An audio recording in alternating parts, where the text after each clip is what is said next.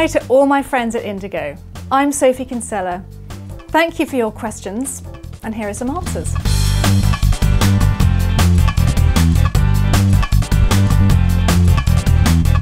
Well, the short answer is yes.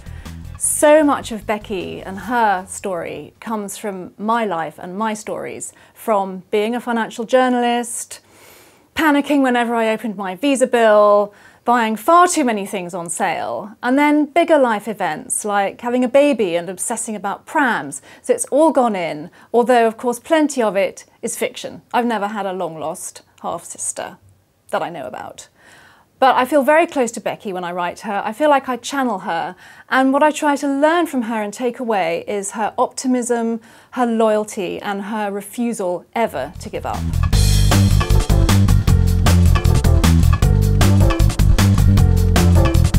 I think the biggest difference between writing, say, a Shopaholic book and writing Finding Audrey was that the voice was younger. And that was something I had to think about, remember my own teenage years and sort of channel that teenage feeling, the thoughts, all the emotions, and get that right. I also consulted my own teenage children, which is something I never usually do. But with this, I was asking them about gaming, and I was asking them to read the book and say, does it feel real? So that was all very different.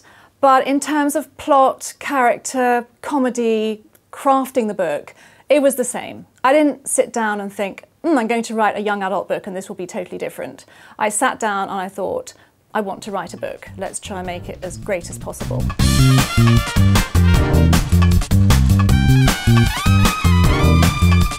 Definitely their sense of humour.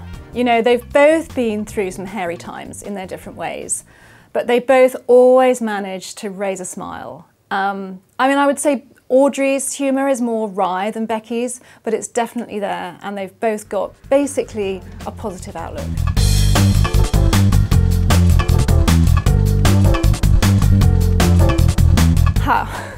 Jojo is such a good friend of mine, and I would absolutely love to write a book with her.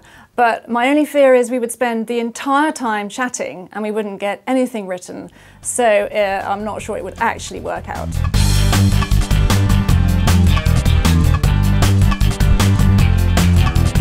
I'm reading The Innocents by Francesca Siegel, which is a retelling of the Age of Innocence set in northwest London. Absolutely brilliant.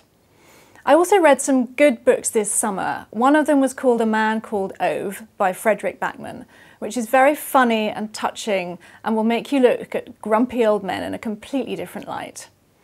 I also read a fantastic thriller called The Kind Worth Killing by Peter Swanson, which was so twisty that I just couldn't stop reading it. I was turning over the pages way into the night, so I really recommend that.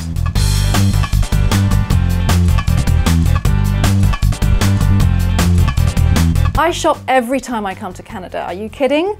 I've spent many a happy hour at Holt Renfrew, and I love all the little boutiques in Toronto as well. Plus, of course, browsing for books at Indigo. Thank you so much for your questions, and I really hope you enjoy my new book, Shopaholic to the Rescue. Indigo customers can pre-order it at indigo.ca.